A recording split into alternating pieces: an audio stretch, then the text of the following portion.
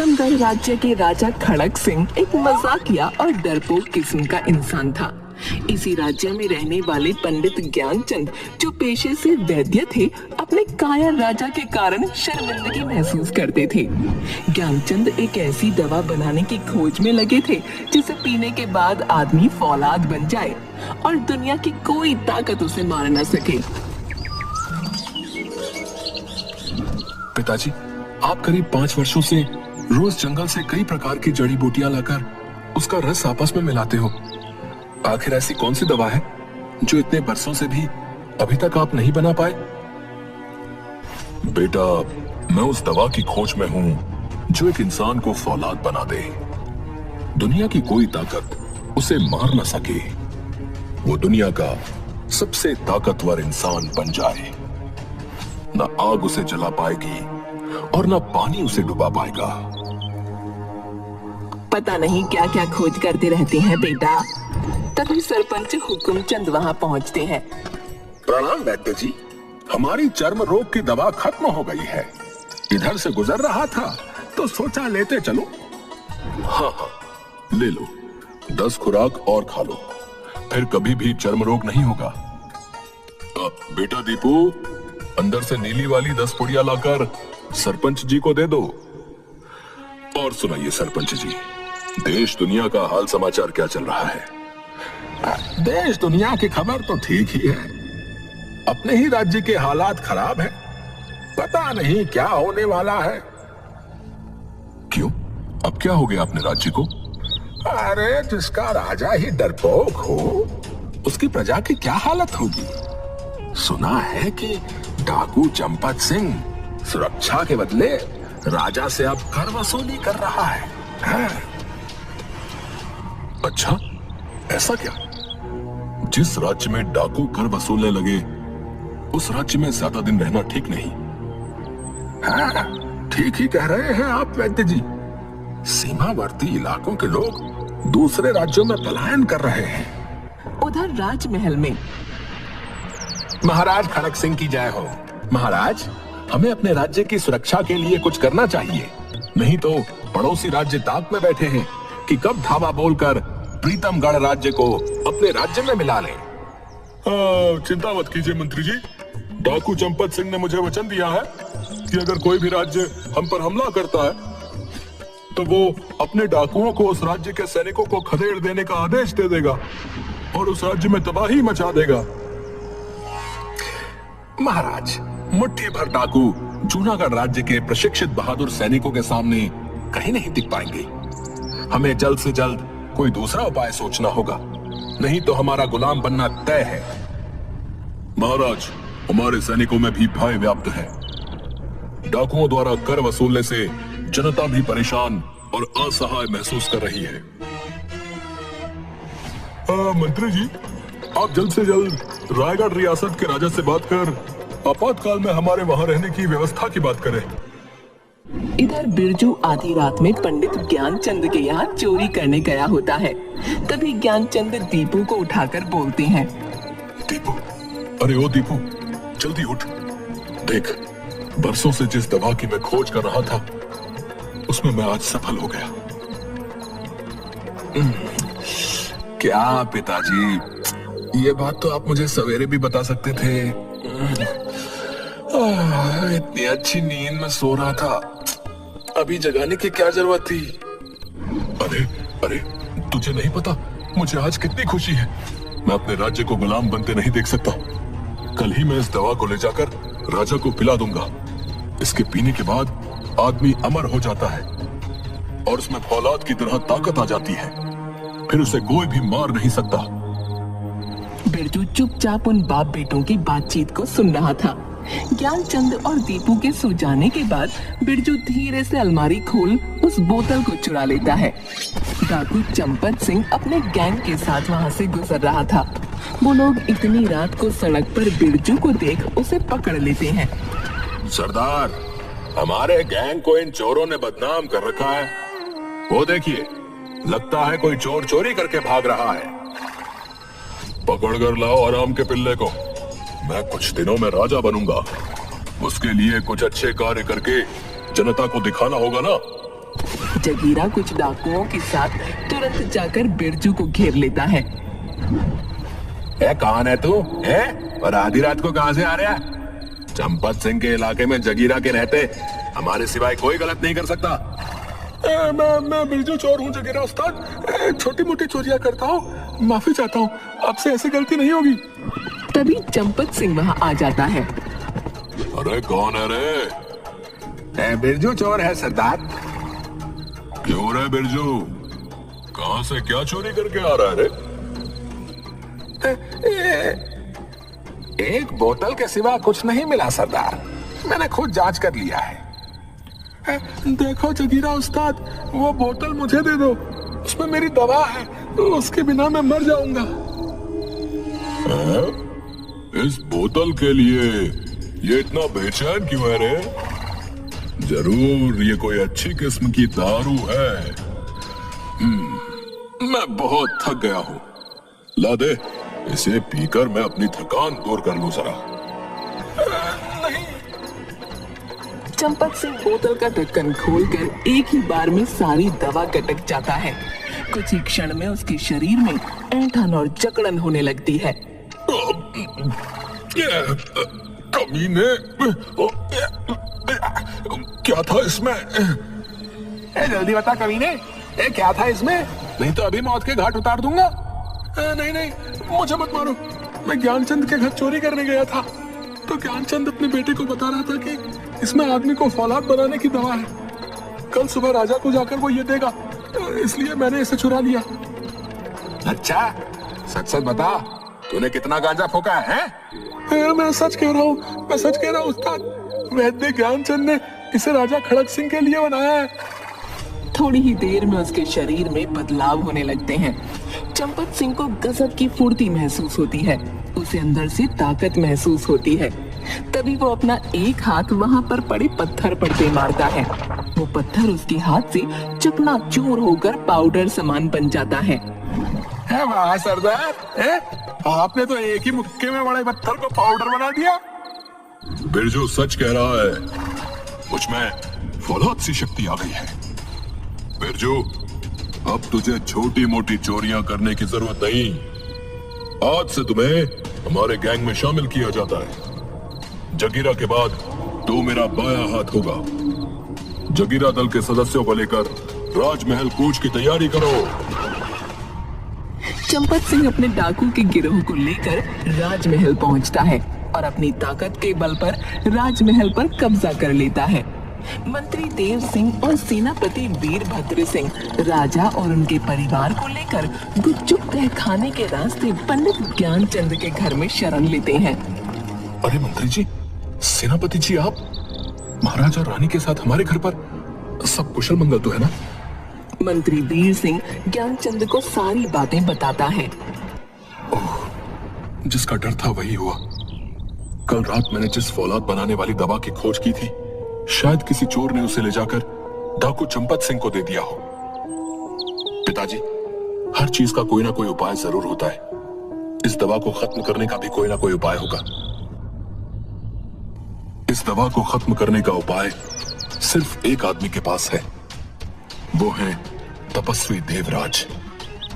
तो फिर हम लोगों को तपस्वी देवराज के पास चलना चाहिए। उनके पास पहुंचना इतना आसान नहीं है। वो दुर्गम बर्फीली पहाड़ियों के उस पार बर्फ की शिला पर बैठकर न जाने कितने बरसों से धूनी रमाए हुए हैं। उसी पहाड़ी पर चीका राक्षस का आतंक भी है। अपने कई किलोमीटर तक सूंघने की अद्भुत शक्ति और कई किलोमीटर लंबे हाथ और कई किलोमीटर लंबे हाथों के कारण अपना शिकार वो बैठे बैठे ही कर लेता है। उससे बच पाना लगभग असंभव है, किंतु नामुमकिन नहीं। पिताजी, आप महाराज और उनके परिवार को संभालिए। मैं कल सुबह ही दुर्गम पहाड़ियों के लिए निकल पड़ूंगा। ठीक है बेटा, ये ले, इस बोतल को रख ले, तुम्हारे काम आएगी। इसमें ऐसा रसायन है जो किसी के शरीर पर पड़ते ही उसके शरीर को गला देगा। तुम ये दूसरा लेप भी लगा लो जो तुम्हें जलने नहीं देगा। इधर राजमहल में चंपत सिंह खुद को राजा घोषित कर देता है और बिरजू चोर को अपना मंत्री बना लेता है। जगीरा सेनापति का पदभार संभाल लेता है। जल्द ही डाकू लोग पूरे राज्य में त्राही त्राही मचा देते हैं। उधर दीपू कई बाधाओं को पार करता हुआ दुर्गम बर्फीली पहाड़ी पर पहुंचता है। तभी वहां का दुर्दांत राक्षस चीका को पता चल जाता है कि कोई मनुष्य पहाड़ पर आया है। मानुषगंध, मानुषगंध। वर्षों बाद कोई मानुष यहाँ आया है। अरे वो रहा। कौन है? रुको वहीं पर। देखो मुझे छोड़ दो, नहीं तो अनर्थ हो जाएगा। मेरे राज्य के राजा और प्रजा दोनों मुसीबत में हैं। मुझे जाने दो। नादान बालक, मुझे मूर्ख समझता है?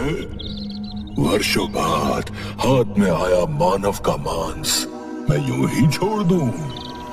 शायद तुझे मेरे बारे में पता नहीं।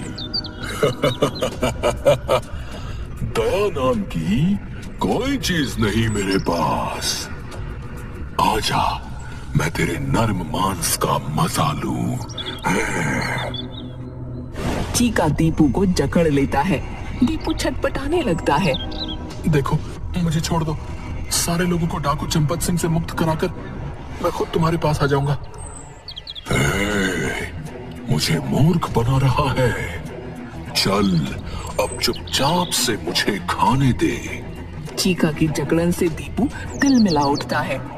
ऐसा लग रहा था जैसे उसके शरीर की हड्डियां चटकने वाली हों। दूसरे दिन सुबह डाकू चंपत सिंह अपने डाकुओं और सैनिकों के साथ ज्ञानचंद के घर पहुंचकर चारों तरफ से उसे घेर लेते हैं। महाराज खड़क सिंह, हम जानते हैं कि आप मंत्री और सेनापति सहित पंडित ज्ञानचंद के घर में छुपे हो। जल्दी से सभी लोग बाहर आ जाओ, नहीं तो 3 गिनने के साथ ही पूरे घर को जलाकर राख कर दिया जाएगा। मंत्री जी, सेनापति जी, हमें बचा लीजिए। डाकू चंपत सिंह हमें मार डालेगा। महाराज, कूटनीति यही कहती है कि आदमी को अंतिम क्षणों तक आशा नहीं छोड़नी चाहिए। मंत्री जी बिल्कुल सही कह रहे हैं महाराज। हमें अभी यही करना चाहिए। हमें परिस्थितियों का सामना करना चाहिए। चंपत सिंह, मैं अपने आप को तुम्हारे हवाले करता हूँ। हमारे परिवार और पंडित जी के परिवार को छोड़ दो। ठीक है, वैसे भी हमें तुमसे मतलब है। जगीरा, इसे हिरासत में लेकर राजमहल ले चलो। लगता है ये दुष्ट राक्षस मुझे मारकर खा जाएगा। अब पिताजी के दिए हुए रसायन का प्रयोग करने का समय आ गया है। दीपू किसी तरह से बोतल का ढक्कन खोल चीका के हाथों पर उड़ेल देता है। तुरंत राक्षस का हाथ जलने लगता है। कुछ ही क्षण में आग की लपटें उसके पूरे शरीर को लपेटे में ले लेती हैं। दीपू उछलकर उसके पंजे से बाहर आ जाता है। ये तूने क्या कर डाला उद्दंड बालक? मेरा पूरा शरीर धधक रहा है। मैं मरा, मुझे बचाओ। कुछ ही पलों में चीका राख के ढेर में बदल जाता है। दीपू दुर्गम पहाड़ियों को लांघता तपस्वी देवराज के चरणों के पास जाकर बेहोश होकर गिर पड़ता है। तुम कौन हो बालक? और इन वीरान बर्फीले दुर्गम पर्वतों को पार कर यहाँ क्यों आए हो? मेरा नाम दीपू है। मैं प्रीतमगढ़ राज्य में रहने वाले पंडित ज्ञानचंद वैद्य का बेटा हूँ। आपसे अपने राज्य को बचाने के लिए सहायता मांगने आया हूँ। दीपू तपस्वी देवराज को सारी बातें बताता है। जो दवा तुम्हारे पिताजी ने बनाई है उसको मैं खत्म तो नहीं कर सकता, पर तुम्हें मैं इतनी शक्ति दे सकता हूँ कि डाकू चंपत सिंह को उठाकर तुम अंतरिक्ष में फेंक सको। लेकिन इसके बाद तुम अपनी शक्ति का दुरुपयोग ना करो, इसलिए उसे फेंकते ही ये शक्ति वापस हमारे पास आ जाएगी। बस देवर्षि, हमें इतनी ही मदद चाहिए। ये डंडा ले जाओ, इसे घुमाते ही इससे तरंगे निकलेंगी। इससे निकलने वाली तरंगों से सामने के लोग मूर्छित होकर गिर जाएंगे। इस डंडे से अगर जोर से किसी पर प्रहार किया जाए तो वो व्यक्ति अंतरिक्ष में पहुंचकर आजीवन सौर मंडल का चक्कर काटते रहेगा। उधर चंपत सिंह राजा खड़क सिंह, मंत्री तथा सेनापति को हिरासत में लेकर राजमहल के लिए कूच करने ही वाला था। तभी वहां पर दीपू पहुंच जाता है। वहीं रुक जाओ जगीरा, तुम सब अगर अपनी खैर चाहते हो तो महाराज को छोड़ दो और तुम सब आत्मसमर्पण कर दो।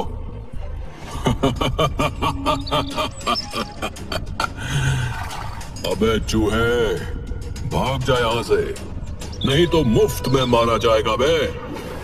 मैं फौलाद बन चुका हूं, फौलाद। मुझे दुनिया की कोई ताकत नहीं हरा सकती और ना ही मार सकती है। ज्यादा घमंड ठीक नहीं चंपत सिंह। इसी घमंड ने रावण को मरवा दिया था। मुझे चूहा कह रहा है, दम है तो अकेले मेरे साथ लड़के दिखा। बस बहुत हो लिया, अब मैं बर्दाश्त नहीं कर सकता। अब तुम्हें मेरे हाथों से मरने से कोई नहीं बचा सकता। सावधान जगीरा, ये ले दुष्ट। इतना कहकर दीपू उस जादुई डंडे को हवा में घुमा देता है। डंडे के घूमते ही सारे सैनिक और डाकू मूर्छित होकर वहीं गिर पड़ते हैं कि देखकर चंपत सिंह क्रोध से तमतमा उठता है।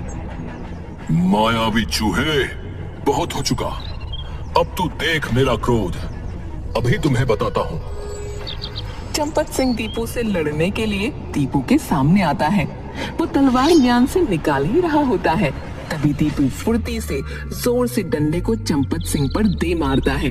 चंपत सिंह सीधा उड़ते हुए आकाश में विलीन हो जाता है और अंतरिक्ष में जाकर सौर मंडल के चक्कर काटने लगता है।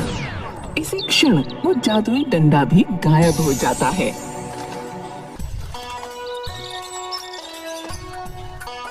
बहुत अच्छा बच्चा, तुम्हारी इस बहादुरी के लिए तुम्हें इनाम मिलेगा। सेनापति, इन डाकुओं को अपनी हिरासत में लेकर कारागार में डाल दो। ज्ञानचंद, मैं तुम्हारे परिवार का आजीवन आभारी रहूंगा। महाराज, ये तो हमारा कर्तव्य है।